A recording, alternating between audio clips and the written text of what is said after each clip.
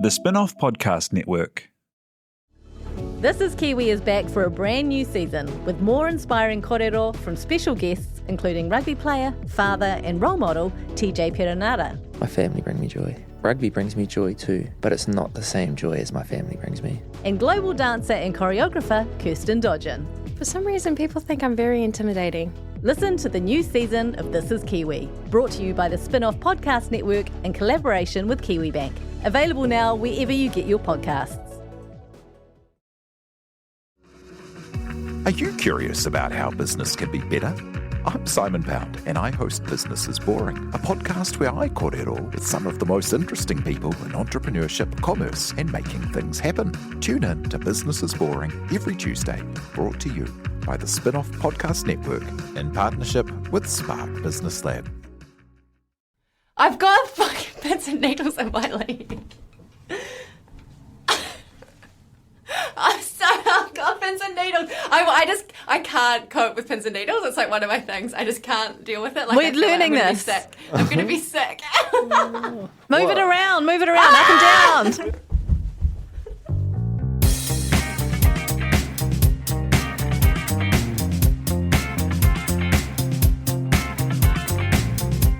Kia ora koutou, welcome to The Real Pod. We are not recapping anything. It is a chaos pod. Trademark. Recapping. Recapping. Recapping. That was quite good, kind of Jamaican, deduce vibes. I'm working on my voicing talent so that I can put different accents into the list of my my skills. That was beautiful. Yeah, thank you. Hey, welcome along. My name's Janie, joined by Duncan Grieve and Alex Casey. We are in that weird in-between drinks phase, between the Traitors NZ and Celebrity Treasure Island about to start. House Rules about to start, which we are not technically recapping, but I'm gonna chuck a couple of apps in my eyeballs and see what happens. A couple of heaps on eyeballs. Nice. But yeah, how are we? How's everything, guys? Oh, it's good. I actually like these little in-between, the liminal space, you know, where we get to just free ball and actually just catch up. Free ball. Speaks for yourself. What am I supposed to say? Freestyle? Freestyle is definitely freeballing something different. They've gone to my head.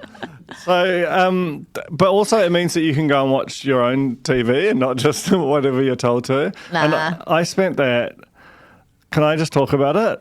Yeah, I just want to just quickly before you do, because it's clearly shaping up to be what we knew it was going to be in terms of a chaos pod, is that like being in this paid Substack area, the chaos pod has never felt like a safer space. Yeah. For us to just be what we have the potential to be, but kind of in a bad way. Anyway, carry on. So I got this friend Brody who's been obsessed with Alone, this History Channel show that's become kind of a phenomenon, and Tara wrote a very good review of Alone Australia, which made me want to go, actually, I need to kind of watch this thing now. And so he's always been on at me to watch it, and I finally cracked this week on Sunday. These episodes are over an hour long, and I started watching it season 7, which is on TVNZ Plus. And I've had a busy week. I've been out, I think, 3 nights, and now we're recording on Friday, and I started watching Sunday afternoon. I'm also 10 episodes into Alone. Wow. Like, oh my I gosh. have every minute I need alone time. This show is freaking incredible. And I have this feeling, like this quite profound in my body feeling that Alone New Zealand will come in the next 18 months. Have either of you watched it? No. Can I explain the principle to you? Yeah. Here's Okay. Here's what I'm guessing from it being called Alone. People are out in the wilderness. That's it. That's all I got. Yeah. Is it like I've watched Naked, Alone and Running to Get Home? Is it like that? It's like that is definitely like a sort of an errant stepchild of Alone. Is this a series that they accidentally left some people out for too long somewhere or something? Potentially, look, to be fair, I'm only 10 episodes into something of which there are 10 seasons, but fundamentally you're right. Like, basically, it's set in the Arctic wilderness around the Great Slave Lake. No problems with that name that I can see. They dropped them there in sort of like, I think, September, October. Winter is coming, and they each have their own patch of land. and they have basically 10 things plus a tarpaulin. They've got no stuff. And if they can survive 100 days there, they get $1 million. Whoa. And there is just... 100 days is such a long time. It's such a long time. And the Arctic Circle is famously cold. It's a cold, cold place. But not only that, there are bears. There are wolverines, which I didn't know was a real animal. Wolverines? And That's a not an wolverine is animal. about like 15, 18 kilos. It moves at like 100 miles an hour and it can take down something 5 times its weight. It's way scarier than a bear to me. It's this Is it wearing, it's like a sort of taily like a white sort of wife beater thing? Like and like, yeah. But this thing just sort of flies about and it just will take your food. Because the crazy thing, and yeah, so there are packs of wolves. That's chill. There are these foxes that will just sort of menace you. Oh, the face on that thing. That's a wolverine. Like that thing would destroy you. It's got like 4-inch long claws. And I saw You them want to on- see that? I saw Can them I on just Hugh say, Jackman. in that moment, I did not realise you were looking at a picture of Wolverine and just looking at my face. Got face on that thing. So, and you've got no food, so you've just got to get food. And like, if you don't get food, you know basically you got to last as long as you can, and then you tap out if you sort of have a freak out. Jane, yours please. Question from the room. I've got actually quite a lot of questions, but I'll try and keep it brief. Number one, is there a camera operator with them, or No, are they GoProing the whole time? they shoot it themselves. And Wow. they talk, but there is no camera operator, and they never see each other, so there is no interpersonal drama. Do we know if there's a supply of batteries that are provided to them for their GoPro? Well, every 10 days, or I think maybe it's 20 at the start and becomes 10, that they sort of meet with production for like a 10-minute medical. They grab their cards with the footage on it, and they probably give them new batteries or whatever. But it feels incredibly authentic. How can they do this, duty of care wise? How can they do this? It makes It's no America. sense. It's $1 million. It is $1 million. And these people are honestly like they're into it, and they've spent their whole lives like living off the land. They're pretty hearty, but just to have no stuff, and they build the most incredibly elaborate houses just out of tree and rock, That's how it's done. and it's like honestly amazing. But if they happen to be dropped into like a shitty patch of land where the fishing's bad and there are no rabbits around, these guys are just eating like lichen and berries for weeks, and they'll just drop 20% of their body weight and start just sort of talking in quite a scary way and falling over a lot. And it's tense, man. I reckon that my daughter would be great at this because she plays a lot of Animal Crossing. So she's quite used to just building shit, just like looking around the small patch of land you've got and building shit. She also talks to herself constantly. Well, that's honestly helpful to, I think, being able to sort of maintain, because you do see the mental health of people start to really fade at times, and that's often it's a tell that they're about to tap out. But God, it's also like, it makes you just appreciate that you've got like a fridge and Uber Eats. It's so good what we have. Jane. I have another question. So is it anyone who gets to the end wins $1 million? Is it split amongst the many people, or is it whoever lasts the longest? I haven't finished this season. This is the first time they've ever had a target to get the prize. Historically, it was whoever lasted the longest, but you don't know when people tap out. Well, so you just have to basically, my when you gosh. finally tap out, you find out whether you were the last to do it. It's a stunning show. It's I think that is the hardcore. show that I've read a news story about where because there was no target, people just kept going way longer than they anticipated that they would, and it sort of became a bit of a problem. It was like that, the classic Billboard promos. Yeah, like how long you spent on a absolutely. billboard and people just didn't come down from it. I mean, At a point, that's just your life, and you live in the bush now. yeah. Well, and some of these guys, like, you know, they like, one of them like gets a muskox. A muskox weighs like 300 kilos. Again, and a whole new creature that expires. There's heaps two of new animals. I'm creatures like, these are unlearned. just brand new animals, and he's got to butcher it and bring it back to his shelter, and it's like miles over treacherous ground. And the whole time, every time he comes back, some other creature. I know. Aren't they? The size of that. We're not looking at you, Alex. The size of that thing. The size of it. I knew I should have straightened my hair. But you know, like, and He like shoots it with an arrow and then has to keep just like while it's sort of bleeding out, runs up and just will stab it and then run away. It's you know, you want to talk about Danny Watson the chicken. This is plus. The amount of just like ripping the fur off a rabbit. It's just really intense the whole time. And if you want to find out what Duncan's talking about when he says Danny Morrison. Danny Moore. Oh my gosh, it was Danny Watson. Who's Danny Watson? Danny Watson was a radio Yeah, like I a used to conflate Sydney the two. afternoons guy. I conflate the two all the time. But anyway, Danny Morrison and the chicken, that's a throw forward to an upcoming Remember When. I'll say no more. So look, Alone, it feels like when you first watch Below Deck and you're like, oh God, this is a perfect show. And I could watch it forever. And there's a huge amount of it. It feels exactly like that. Like I'm just an Alone guy now. Like I know that that's part of my identity. And I'm thrilled. I'm excited to start watching Alone Australia. And I know that Alone New Zealand will happen. Okay. I can feel it. Okay. Well, I mean, we've got the scenery for it. We've got the terrain. Yeah.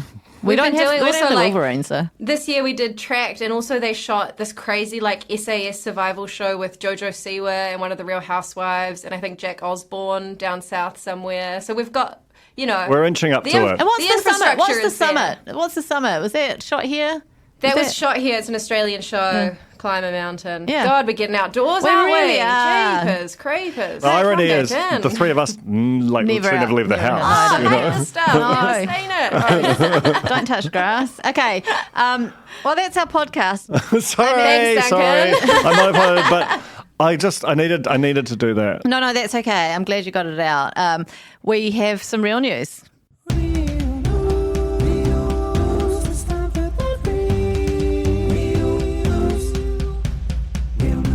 I got my first I'm a corny and I'm sorry. Congratulations, Jane. Thank They you. said It's it been would never a happen. Time coming. It's been a really long time coming, literal years. And it never is just someone coming up. There's always a story to it, right? And so I'm at my son's football game and someone comes up behind me and it's Guy and he's like, oh, hey, how's it going, you guys? And I turn around. I'm like, have a little moment where I'm going, I know this person. Of course I know this person. It's the deputy principal at my son's school. I'm on the board. We sit in board meetings together, you know. It's just seeing him out of context of school, you know, like when you're young and you saw teachers outside of school and you're like, I honestly thought you just disappeared into a plume of smoke at 3 p.m. That was what happened in that moment. Anyway, so it was like his child was playing football as well and, you know, to exchange some niceties, okay? And then he was like, come and meet my wife. So I went over, met the wife, and she said, I'm a corny and I'm sorry. Oh, so good. And so many things happened in my head at that moment. I immediately tried to remember every single word I've said on this podcast for the last 8 years because she's married to the deputy principal of my children's school. Feeding back all of your board chat, all of your share the the confidence PTA. breaking. There's a couple of Forgot times. your birthday? Yeah, when the board forgot my birthday, she probably, oh, God. But just so nice. So, Amanda, hello. I probably overreacted. I wept in her arms, gave her a big hug, gave her my firstborn, and took a selfie, of course. Is she a paying? She might be saying hello to her, and she might not have. You make an excellent point. I'm not sure, but You should have signed her up. On the whipped out the Got your iPad. credit card on you? Yeah. Actually, maybe we all need to make sure that we've got some Like a form tap of and go payment type method. situation. Yeah. Should do that. We should actually do a charity drive. I have actually been taking cash off cornies for years, and one day I'll pass it on. But anyway, it was a very, I felt the feeling that you guys have felt many, many times, and it was very humbling and wonderful. And I'm not sure if she's going to remain a corny after me being so effusive about how appreciative I was. But yeah, I feel very honoured. Beautiful. I'm so Beautiful. happy for you, Jane. Thank you. It's a very special feeling. Tell you what else is a special feeling for me. You had a topless pie, land I in did your have topless garden. pie. A topless pie. Remember? Topless pie on my front yard. Remember? We were It trying was like Oh, the news. yes. It was the news story of the year. That was huge. Okay, well, in a follow up to that, I'm sitting in my dining table, working from home, sick, on a video call, and a ginormous garland of balloons just lands in my back garden. What? Like, From out of the sky? Like party garland style, like OMG Nest style, just from out of the sky. And this is the craziest thing. It's my back garden. It comes in, it's not coming off not the accessible street. from the It's road. kind of like coming from the heavens? Heavens, God. presumably. Heavens. Could it have come from Amanda trying to make up for forgetting a birthday? Amanda never forgot my birthday. Her husband. Okay, my apologies. Yeah, yes, you're sorry. The board. I'm sorry. The whole board full. Yeah. Possibly. It was a bit of a windy day, so there's probably some extremely perfectly fine scientific explanation for how balloons might blow into someone's garden, but it was quite surreal just to see them descending. It's like American Beauty shit, isn't it? Yeah. Just you do see balloons, quite a bit. What is going on here? Well, when you just look up and there's like a balloon really high up. Yeah, and you're like, a old going? helium that's gotten away from a party, but this was like 30 or 40 balloons. I thought you were panicking then because you just said American Beauty. No, it's Kevin Spacey film. I was like, I'll just say Oh my something God. else. We watched LA Confidential the other night too. We're right in the spacey pockets. It's actually a nightmare. Oh, that's my big news. That's all my news. Quite a lot of big news, though. It's huge news. I don't have any sort of personal news, but there has been a lot of pop culture happenings around the country over the last few weeks. David Hasselhoff is here. And he is meeting each and every Tom, Dick and Harry around the town. It seems weird that he hasn't just wandered into our office and just sort of, introduced himself. Yeah. Yeah, he's coming from the bottom up, right? He's working his way up the country, so he was seen... Well, actually, no, he was seen at the Sky Tower. I guess he arrived at the Sky Tower, sort of descended, like a balloon garland. And then was spotted on Stewart Island. So that's kind of a crazy itinerary, but power to him.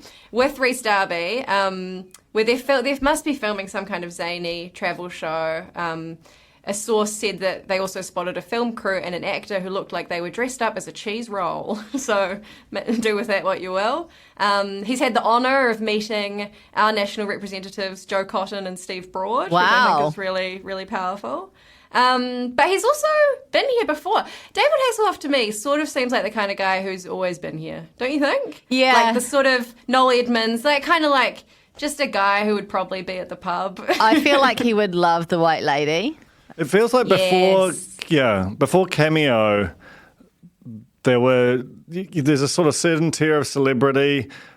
There must have been like a spreadsheet that was just emailed around like various brands. And it's like, you can get this guy for $6,000. Yeah. This guy's $300. It's the rate card, the celebrity rate card. Yeah. And like whatever your budget was for you when you're doing like new sugar-free guarana plus V juice, and you've got to have like a celebrity at the launch, and look, you don't have a lot of money, and then you just get like Anthony Ray Parker or something. Hey, actually, I feel like I need to clarify on the he'd love a white lady.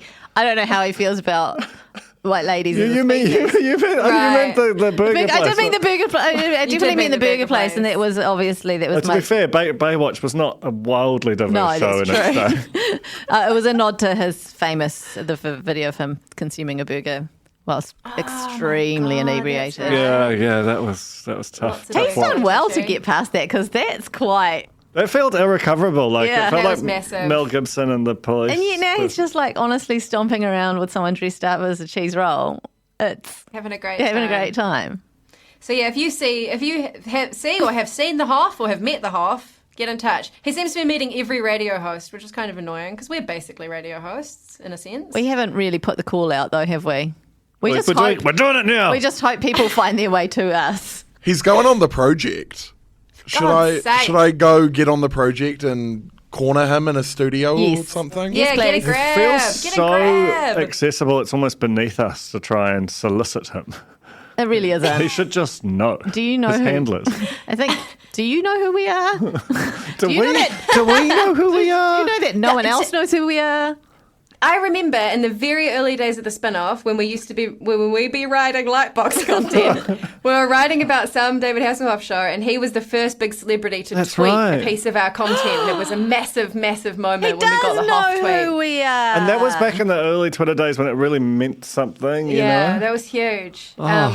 So that's some good news from around the country. We've got some sad news, really sad news, which is like, I'm so happy for him, but it's tragic for us, which is that Mike Puru is moving to France in mid-2024 with the goal of starting a country music station from his house. Your thoughts on this breaking news? Lot to unpack here. Break out the lunch and sit down and have it. Let's break it down to pieces. One, it does have saying Gary are leaving More FM in like 718 days time energy. Oh my God, can we just... Mid 2024 is not that far away. I know it feels like we're still in 2007. But can we just take this moment to play the final countdown sting? Because that thing has not been aired out for however long it's been. It's the final countdown. No rights issues with that. No rights whatsoever. issues whatsoever. I feel so, honestly, I saw this when it was posted and I thought, you know what? I hope this isn't because he got sent home prematurely on the traders. Like, it felt like there was something about it that was like, that was his last jab at really. No. Well, Don't say it. He finished up on Flavour too a few months ago. He was unceremoniously let go in a similar way. It's too much unceremoniously letting go of Mike If you're going to let him go, ceremoniously do it at least. Well, My just- This is God. what I Just hold said in what I would call a very powerful piece of writing that I did for the spin-off. We need to give him a ticker tape parade. We do. Like, we need a statue and gore. Yeah. For Mike Puru. Yeah. You know, this man has done so much for our popular culture. He's been there for everything. You know, he was there for Art and Matilda falling in love. He's been there selling me a pair of snakeskin boots on a shopping channel. He's been everywhere. He was by my side hosting a TV2 Rumba special, the only time I've ever been on primetime television, apart from when I was on Just Treasure Island, Fans vs. Face. He was right there with me. We co-hosted together. We were also on a TV2 promo together, waving it. It's just, my mum bought a mini bloody Coke fridge at his garage sale. I'm going to say something which is completely indefensible and insane, but I'm just going to say it, and you all can judge me if I'm wrong, but maybe it's not Colin, maybe it's Mike for us. I think Mike is definitely more real pod energy. He personifies, like, Colin is our god, but he's untouchable. Mike is who we are. He is. It's sort of like the king versus the prime minister kind of thing. Yeah, maybe. especially you know, Hipkins. like Colin's the head of all of it. You know, Head he's of right state. up there. Yeah. The head of state. Mike Puru is like the people's choice. Yeah. And do you know what? You're not going to find another celebrity in this country that who's just got their personal email up on their Facebook page. So you can just email them and say, hey, do you mind coming onto our podcast and talking about that time you shat yourself at work? And he was just like, I'm going to do that. That's cool. Like, not Incredible. Yeah. Side note, Mike Puru's mini Coke fridge, great pub quiz name. I'm just like stocking them up as we work through. We need a as we doc work for through that, life. for those. We really do. I think we've got some time to organise something for him as a send-off. And I think Like, we genuinely, I think that we should. We definitely should. He needs like a This Is Your Life or just some audiovisual special. I don't know. We just need to get onto it. Okay. Can we also? But we love you. I do have one thing where I'm like, I think I'm also going to move to France and start an online country music station sometime in the next 10 years. don't, please. It just feels inevitable. It feels like something I would do. It does, but can you please... And then we'll be rivals. No, don't. You can't. You can't have him coming back here because he went away to do a thing and I then wouldn't someone win, but I gazumped him. No, I'm not going I to think, gazump Duncan, him. honestly, Duncan, I know this is your dream, but I think we need to let gotta Mike let him have this. it. We need to let him have this. Where am I going to go and what kind of online radio station will I start? Well, there's a space in Gore now that Mike's leaving. You can't leave the country and go to Gore. It's impossible. It might feel like leaving the country though, or like going so far deep And it into is the country actually. music capital of New Zealand. Is it the fish in Gore? Is it the It is the big get fish rid of in the Gore. get rid of the fish. Get rid of the fish and Put put a it Mike big Puru. Yeah, make it happen. Okay, should we move on to the last? I mean, this is a great piece of news that then created an even better piece of news. Roses are being restored to their former glory. We're getting strawberry cream back. We're getting peppermint cream back and something else. Passion fruit, orange cream, whatever, who cares? The most important thing is that when Kanoa Lloyd was telling this news to the nation on the project, instead of saying come back, she said come box. Can we play the clip down? I want to hear it. I want to see it again, and I want to emotionally inhabit this perfect moment. But first, longtime fans of Cadbury Roses chocolates will be saying thank you very much with the return of 3 original flavours. After getting ditched back in 2018, strawberry cream, orange cream and peppermint cream are making a comeback. Come back is the term, I believe. It's all good. It's not a nightmare. We're actually on live TV. This is not. This is actually real.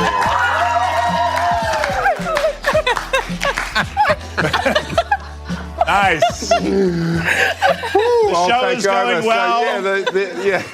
Everything's going well. So there's the Roses chocolates. It's a Kiwi tradition. You know things are going bad when the people in the production office, they cut to me to steady the ship. I'm not going to steady the ship. I'm going to make things worse, if anything. I'm going to put flames on the fire. Yeah. I like how Paddy tried to keep it on track. He sort of half did, but I think he actually made it. Because people bloop. It happens from time to time. But then him immediately going, this is not a nightmare. This is really happening on live TV. It elevates it to the classic pantheon. It's like a self-aware blooper, that just keeps going. But he catches it too. I do think, having done a close text analysis of it, there's no way it would have taken off the way it did had she not repeated the word cum box. Yeah. She says cum box, then she stops herself and goes, cum box. And you can hear her almost in real time as she says it a second time going, that's not just me saying the wrong word. It's me saying like a new word. Filthy, dirty, horny word. Like it's new. It's a neologism, right? It's a neologism. But it's a whole brand new thing. We've never heard it before, and yet it's perfect. We'd never heard cum burgers before either when Jim Hickey did that on the weather. And now we are a nation who has invented 2 new cum words live on television that are both super, super dirty. It's incredible. I love it also. There's the 2 shots, so you're just watching Paddy and Kanoa try and pick up the pieces, and then there's the reveal. You remember that there was 4 people on the panel, and then you see Guy Williams kind of leaning back in ecstasy. Antonia Preble, who does not want to be near the word cum box, is like maybe the classiest lady in New Zealand, is kind of tittering and bowing politely. It's just amazing. All 4 panelists are just completely playing their roles perfectly in this moment. I think Roses need to harness this, and they need to release a special edition. How do you make a cum box? A new flavour? Jizzy white box? What are you talking about? I wasn't going down there. I was just thinking I was going to say a skin. Everything sounds bad, but like a special chocolate that's got a no, just a wrapper around the box. That was oh God. That's nasty. That's quite nasty. Guy kills that line about, and it really does happen. They throw to him. They're like, "Guy, you'll just bring it around," and he's just nope. I'm going to watch the world burn. They should have thrown to Antonia because she would have been able to just calm that shit down in a second. And she's a professional. I think it'll be in her contract. If any naughty thing comes up, you're not allowed to go to Antonia for comment. Particularly if it's cum box. What a great new word we have to add to our vernacular now.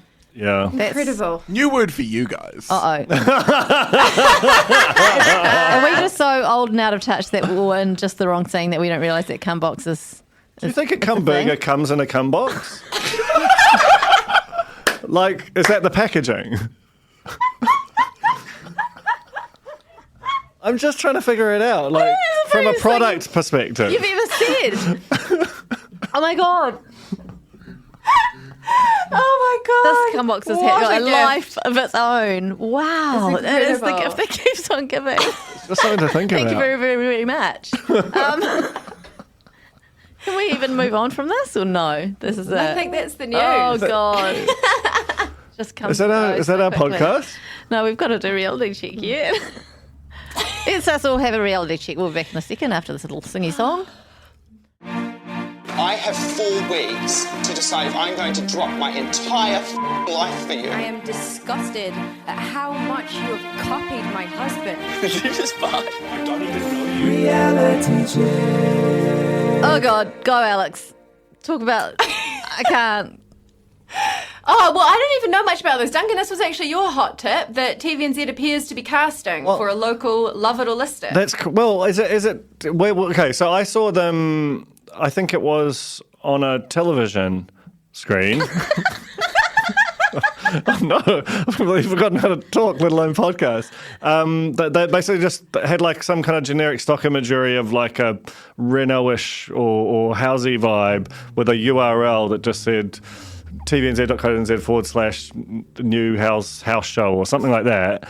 And I was like, because they sort of want to tell a lot of people that there's a new show, but they don't want to say what the show is because they want to announce the But new if you show. did you go check out the application form? No, I didn't. Oh, oftentimes you can see little giveaways and tidbits. those, yeah. So what made you think that, so it's obviously in the Renault space. This is where TVNZ has got like a long, uninterrupted 10-year plus run of just not having anything good, and it's a really lucrative space. It's very owned by Three. It's their last great thing. Is obviously they have the block, which is sort of toilet in so many ways, but at least makes them money.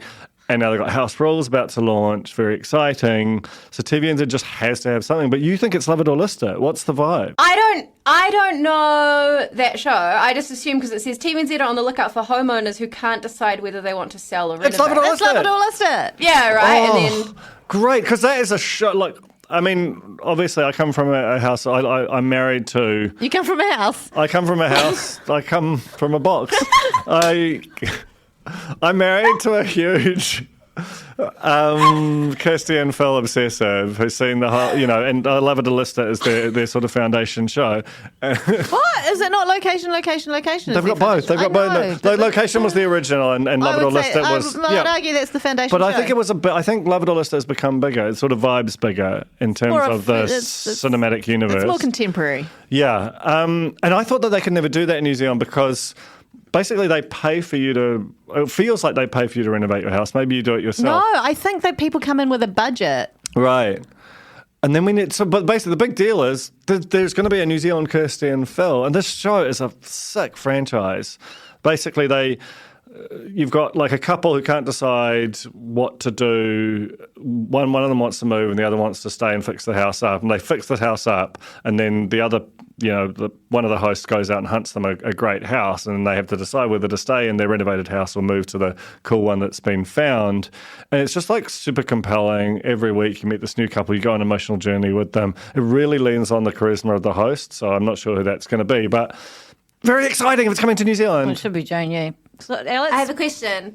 Are Kirsty and Phil boyfriend girlfriend? No. No, but come on. There's like there is a weird There's a tension. Is there? sort of kissing cousins kind of sexual energy between them. Remember, okay, so we can bring it into a world that we're familiar with. Siobhan and Joel on Treasure Island, a friendship couple. Oh, okay. It's that kind of vibe. Shit, I just remembered when Joel from C4. Yeah. Who went to Blue Peter. Yeah, I know. Well, All who's the sort of people from friends with C4 went on to some amazing things. Joel from C4 went on to, the biggest children's TV show in the UK. Name. Clark Gayford, number one man in the country for a while there by virtue of being married to the Prime Who's Minister. top of the man rankings? Well, it's the first. You don't call him the first man if he's not the first. No, number one. Yeah. Jane Yu, here in the podcast studio. Television star. Pretty- Having to set up a bloody... Drew Nemi, Justin Bieber. Having he to set did up well. a Substack just to keep the lights on, all doing really well. Yeah. All equal. Yeah. And that's the main thing. That's the main thing. Okay, well, very exciting. I've never watched Love It or List It, but I will look Get forward to the amongst. local version. It rocks. Tama E.T. liked an Instagram story of mine. That's huge news for me. That's fantastic. That's brilliant. That comes off the back of us, doing our little react to the cast list. So he's active on social media. Good to know. I can't wait to see what he does online during the airing of the season. Oh, he's huge. I mean, he's massive on TikTok. He talked to me a lot about how he's embraced social media, really, really loves it. Give him a follow. Great to see him on the Substack, wouldn't it? Yeah. Jesus. I wonder what his email address is. Yeah. Hard to know. Hard to know. When is this podcast coming out? Are we allowed to talk about the Super Teams? This podcast is coming out on Tuesday. That is on the way. The Tuesday that is on the way. Tuesday? Oh, so go and listen to our reaction. Oh, yeah. To the CTI Super Teams. Same day. Same day. David. You probably already listened to it. You probably did because you're such a good corn. But there's a lot to get into. Big promises about this mega villain that's coming. So excited to figure out who it is. Can we let's all go around and guess who we think it is, the villain of CTI Season 5. Okay. I'm going to go for Blair Strang. Nick Four. Steve Price. Ooh, that's a great one. Thank you. I'm just basing that purely on the Super Teas and the sort of the energy that he was giving off. But Steve Price is actually, if I hadn't seen the Super Teas, I think that, and I'd really studied it, I think that would have been a great guess. Well, let's see. Can't wait to see. Can I say a little anecdote about Steve Price? Well, of course. So he was captain of the Warriors, and there was basically as a front rower, you can. The thing that you're known for is how many meters you get in a game while carrying the ball. And when he was and the way that you can kind of massage the amount of meters you get is by getting the first carry after a kickoff, because you basically run 15 meters. I amazingly know what you're talking about. I actually do. Right. I'm not being sarcastic. Carry on. And so Steve Price was notorious for always taking the first carry. And so he was getting 250, 300 metres week after week after week. And there was a lot of sort of grumbling that it was kind of a weird thing for a captain to do, just to take this sort of free glory metres. And it's just got a villainous kind of vibe. Yeah, but also think about it. He's also been a captain, right? He will be trying to be captain. He will see himself as the natural captain leader, of that team. Yes. And I feel like he also controversially said he'd take a Venetian biscuit as his Treasure Island biscuit. What even is that? No one's heard of that. He said it had yogurt on it. Oh, yeah. That's, but he's also Australian, right? So maybe it's an Australian biscuit. And also Australian villain, Yeah. Well, and they come to New Zealand, they're like, what is this shithole? Yeah. Yeah. Yeah. And we're like, it's our shithole. They'll be like, he'll be like, that's not a spider, that's not, you should try living with snakes. You don't even have a snake, you stupid Yeah. Country, stupid country. Jesus. Damn. We are live. This is not a dream. This is Blue Peter now. It's Blue Pit. Blue Pit. Blue Pit. No, it doesn't work. It actually works perfectly. Okay. In other scandalous TV news, MAFS AU that they're filming at the moment is already making headlines. We will be recapping it when it comes out because we don't know how not to.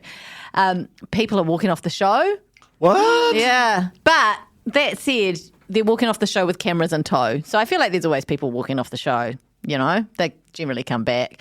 But yeah, we've seen some action of people walking off the show, and apparently they're avoiding Insta fame hungry participants this time around. We've got our oldest ever participant involved. Right. Last shot of love.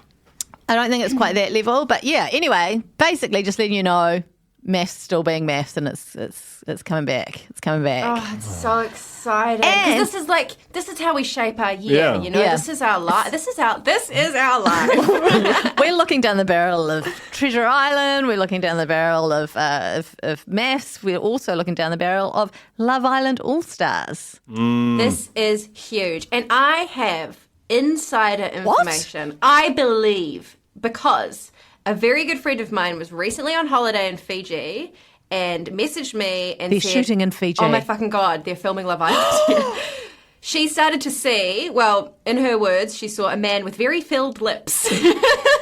And that was all she was going on? Or She saw a man with very filled lips, and then she saw that he had a little clip on his belt that had the Love Island logo on it, and then they started to see it everywhere. They started to see vans that have Love Island on it. They started to see laptops open with Love Island stuff on them. And then at the Sheraton Fiji, there was like a private room that was booked out where they appeared to be shooting the promos, where it's like, I'm Maura, I'm 25, and Do I know this friend of yours?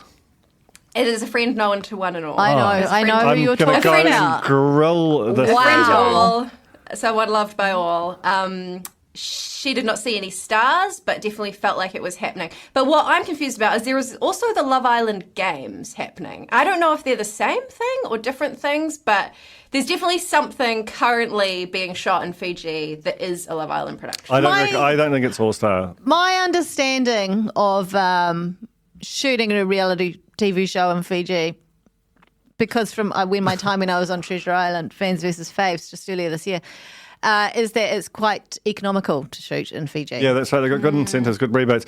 Did this friend of yours, Danny Morrison, any chicken murders, anything? No? No chicken insights. Because that's what I love Love Island, but I just think sometimes I'm like, where's the chicken murder? You want the survival insights. We didn't get any of that. She did see a dressing room filled with lots and lots of high heels as well. So all signs point to it's our show. It's our show and something's happening there. I mean, there's rumours that it might be Maura, it might be Ovi. If it's Maura, oh my God. She's my all-time favourite. She is. It's hugely, hugely exciting. But yeah, maybe they would do it somewhere else. I don't know, but there's something happening. There's something happening and that's the main thing. What a great podcast. No mistakes. No Blue Peters. Just wholesome content. 3 professionals at the top of their game. Yeah. A producer who just knows how to put it together. Has Hoff rung us yet and said, I've heard what you're doing? Our phone lines, and I love it. Phone lines are working. Look, this basically is the Hoff drunk on the floor eating a burger. What kind of burger, though? Our podcast is. A cum burger, of course. I have to also say, I think at the beginning of the pod you referenced Danny Morrison pulling the shit, and I was like, oh, that episode of Remember When's not been out yet, so that's not going to make any sense. But actually, I think it has come out by the time. Is it? No, it hasn't. When is this coming out? It's coming out on Thursday. It's like a super tease. It's Remember When on Thursday. So, this is Tuesday. This is Tuesday. Okay, that's all right then. Again, no problems. We're fine. This is chaos. Thank you very much for joining us for it and for paying. I was worried when you said that it was a chaos pod. I'm like, you only know that at the end. No, you don't. We deliver. You know when there's a vibe. Okay. You know there's a vibe. Thank you, Duncan. Thank you, Alex. Thank you to our cornies who have paid for this. And also thank you. Means the world. Thank you to Samuel. Thank you. Samuel, really good. We'll figure it out. Anyway, goodbye. Goodbye. Bye. Do you find it hard staying optimistic with all the financial news in the media? I'm Bernard Hickey, and on my podcast, When the Facts Change, I'm here to help you navigate the ever-changing landscape of economics in Aotearoa. So join the conversation every Friday on When the Facts Change, brought to you by the Spin-Off Podcast Network in partnership with KiwiBit. Kia ora e te iwi, Te Aihe Butler here, podcast manager at The Spin-Off. If you enjoy listening to our podcasts, consider supporting our mahi by signing up to become a Spin-Off member at thespinoff.co.nz/donate. The Spin-Off Podcast Network.